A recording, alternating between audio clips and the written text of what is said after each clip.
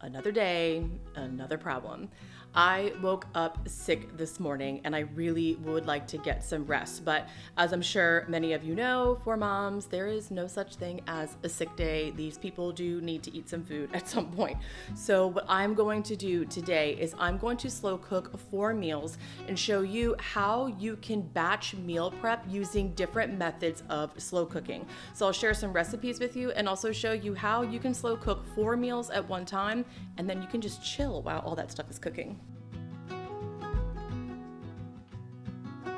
So first up, I'm going to use my Brood & Taylor proofing box and slow cooker to make Marry Me chicken. Now you could use, of course, a regular old slow cooker for this, but what I like about this rather than a regular slow cooker is that it is collapsible, so it's really easy to store. And now this primarily is used for proofing sourdough, which I've done a lot on YouTube. If you've been around here a while, you've probably seen that.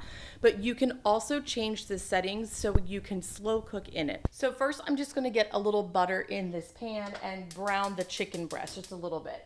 And so what I like also about this is sometimes a lot of crockpot recipes or slow cooker recipes will tell you to start things on the stove, then transfer it, but you don't have to transfer anything into the slow cooker. You just move this pot right into it. So you don't have to dirty a skillet and your slow cooker, for example. So I do like that little added benefit. And honestly, I don't really measure this sort of stuff. I'm just throwing it in there. And that's kind of the beauty of slow cooker recipes, especially when you're feeling a little under the weather.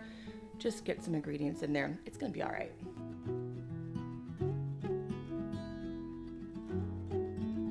And then I'm gonna season them with some coarse kosher salt and pepper. And I try not to go too heavy-handed on this salt, but a little extra makes it taste pretty good. And so what I do is I let them sear until they release from the bottom of the pan. So it's pretty normal for them to stick to the bottom of the pan, but once it has seared enough, it should come off the pan really easily. So they need another minute or two here. And once they're seared on both sides, I'm just adding in about a cup of chicken broth. Now you'll see in a minute, I'm going to use freeze-dried cherry tomatoes and they're going to absorb a lot of this liquid. So I might use a little bit more than a cup just to account for that liquid that those tomatoes will absorb. So these are actually from our garden from over the summer and I freeze dried them. We have a freeze dryer in our garage. So I'm going to throw these in. These are like my secret ingredient. I think Marry Me chicken often calls for sun-dried tomatoes, but these taste even better than sun-dried tomatoes. So I'm going to use the rest of this jar in there. And I'm also going to add in a little bit of freeze-dried onion powder. I actually posted a full blog about how to freeze dry your own homemade onion powder. It is definitely my secret ingredient for almost everything these days. It is so good. So I'm just gonna sprinkle some of this in here. That's probably about 1 whole onion, which is kind of mind-blowing. And if you are using freeze-dried onion powder or any freeze-dried product, just make sure you seal it up right away because it reconstitutes from the air really quickly. And it's pretty humid and rainy here today, so I really wanna make sure this is closed tightly.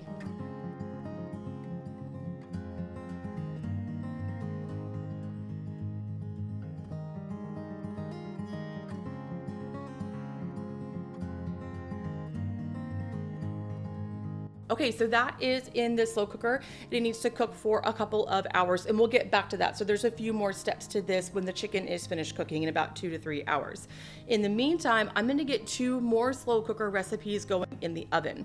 I think the oven is really neglected as a resource for slow cooking. So as long as your oven can maintain low temperatures somewhere between like 190 and 200 degrees Fahrenheit, you can use your oven as a slow cooker. And this is a really great thing to do for bulk meal prep because you can get a lot of things going in your oven. If you have a couple Dutch ovens and a couple stock pots, you could potentially cook like 3, 4, maybe even 5 recipes at one time in your oven and just be done with it.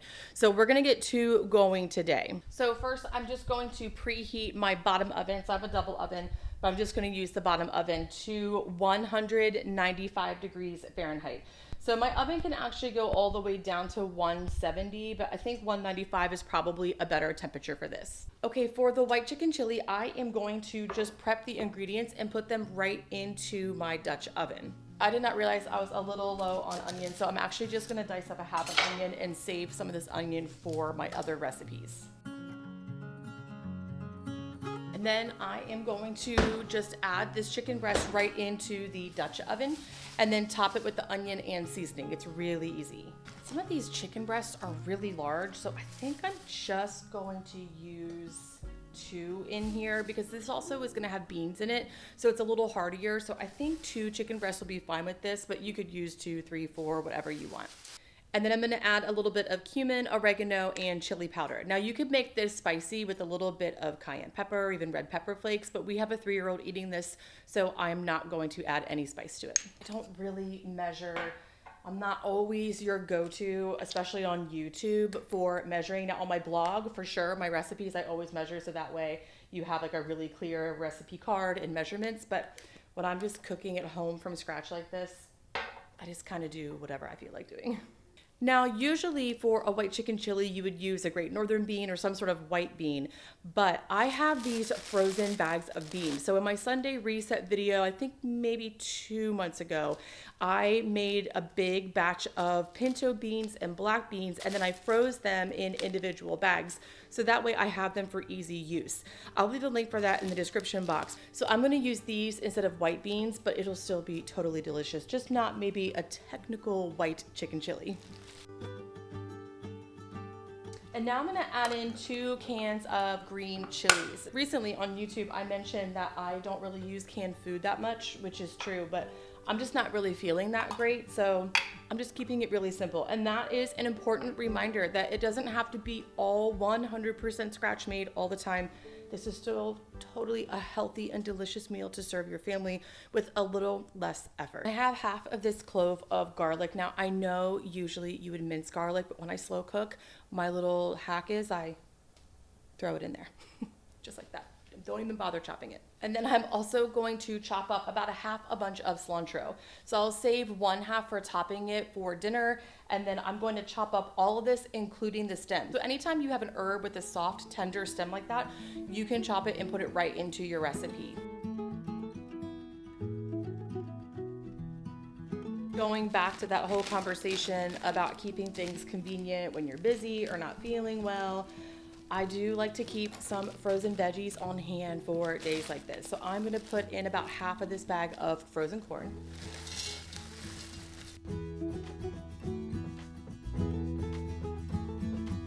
And then we'll just give this a little stir, and we'll get this right into the oven. To do this, you can use any type of pot, Dutch oven, whatever you have on hand.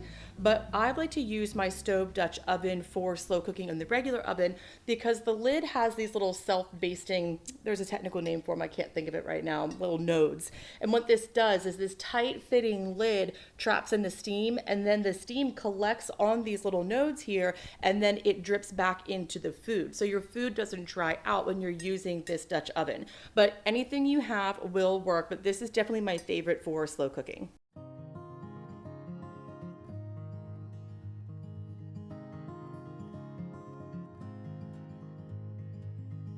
Okay, so I'm also going to do a really easy lasagna soup, and this is also going to go into the oven. So by the time this is done, we'll have 1 in the slow cooker, 2 in the oven, and then I'll have 1 more slow cooking method to show you. So to do this, I'm first just gonna brown some ground beef in my other Dutch oven.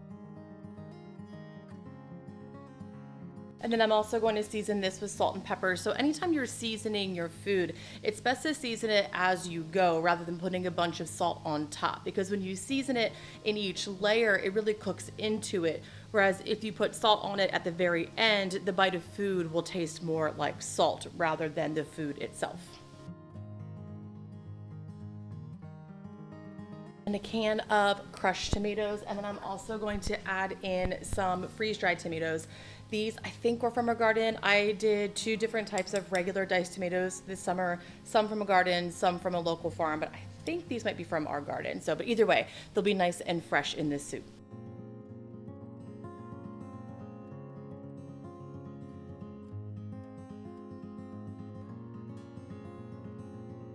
And then 1 whole box of beef broth. You can season this however you want. I'm just gonna put some Italian seasoning in here. This would be really good with some garlic powder, but I am out of garlic powder and I don't feel like chopping any garlic, so that's that. And then this just goes in the oven for about 6 hours. There is a little more to do with this, of course, to make it a lasagna soup. We have some noodles and stuff to add to it, but we will get back to that later today. Last up, before we let all of this stuff cook and then get back to it for the finishing touches later today, is a butter chicken in the Instant Pot, but I'm using this as a slow cooker. Now, I know a lot of you are probably already aware that you can use your Instant Pot as a slow cooker, but I tend to forget this. And if we are trying to do some bulk meal prep with slow cooking, this is a really great way. If you have a slow cooker and an Instant Pot, this is a really great way to double up the work. So that way you can just keep both of them going at the same time. So I'm actually going to prep most of these ingredients on the stove. I don't really like to do that because, like I mentioned earlier, I kind of don't like transferring them. But the one thing I run into with the Instant Pot is if I need to saute or sear anything, mine always overheats. I don't really know what's up with that. If you have any insight about that and how to prevent it, just let me know in the comments.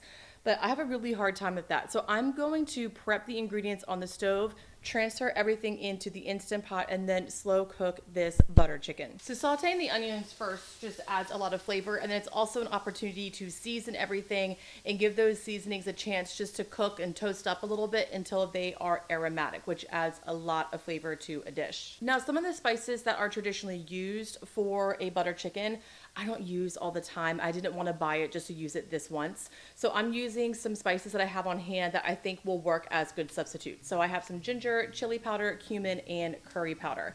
And I'm just going to add that into these onions and cook them until they're aromatic. So you can see these look really delicious. And I'm going to put these right into the Instant Pot. Then I'm going to use up the rest of this chicken. So I know this is a lot of chicken maybe for a full week of meals, but one of the things I like to do, and I talk about this kind of a lot on YouTube, is whenever I'm bulk meal prepping like this, I try to get similar ingredients because it just takes out a lot of the guesswork. It makes prepping things easier. I don't have to buy a ton of different ingredients to figure out what to do with them. If I keep things kind of streamlined and similar, it just makes the process easier. Then I'm just going to chop up this head of cauliflower and stick it right in there.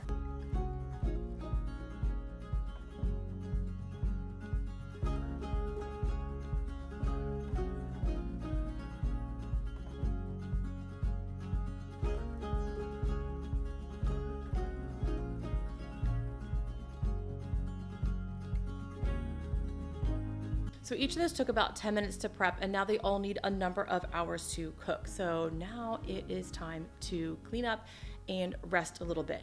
But that's really the point of this. Sometimes bulk meal prepping can take a lot of time. It can be like a full Saturday or a full Sunday getting ready for the week. But I think by switching gears a little bit and thinking about how can we use a slow cooker more regularly to bulk meal prep, we can definitely make food with a little less effort, which isn't just great for days when you're under the weather like I am, but also just for busy weekdays or if you just want to enjoy your weekend and not spend the whole time bulk meal prepping. Okay, we are going to finish up these recipes, and you can tell now I am sick. When I was filming before, it was the onset of a cold, and by the time those recipes were done, I was full-blown sick. But now that the Marry Me chicken is done in the crock pot, I am just adding a little bit of cream cheese. Now, I've seen this recipe done with cream cheese, sour cream, heavy cream, all sorts of different things. I already had cream cheese, so that's what I'm using. Now, you don't have to blend this with the immersion blender. I took the chicken out and I blended it up because I like that consistency a little bit better. And I wanted this to be a little thicker, so I added a little cornstarch slurry to it and then cooked it for a few minutes. But these are totally optional steps. But what I like about slow cooking it this way with that proofing box is that it's already in the pot, so I can just move it to the stove and do this really quickly.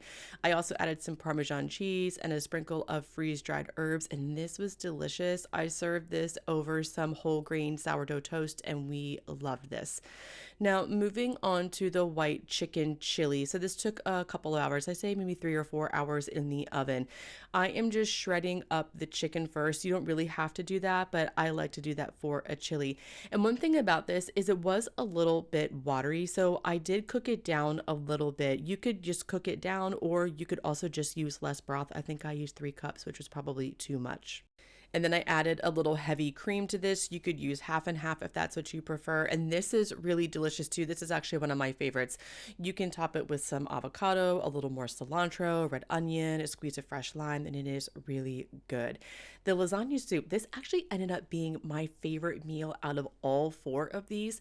So after this was in the oven for a while, I left it in there for about 6 hours. I took some lasagna noodles and broke them up and put them right into the pot. Now, fair warning, breaking lasagna noodles is like a contact sport, and if you step on a broken one, it hurts worse than stepping on a Lego. So just let that be known.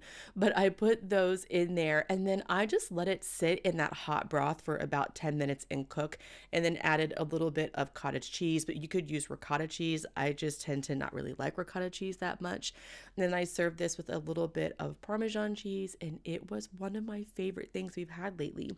And then last up, the butter chicken. So once that chicken hit 165 degrees, I took it out of the slow cooker, and then I cooked the cauliflower a little bit longer just until it was a little softer. And then I tossed in a little bit of butter, stirred that in, and then I added in some heavy cream. And again, you could use half and half.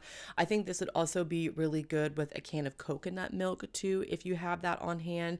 And then just add the chicken right in there. And then I served this with some leftover white rice that I had in the fridge.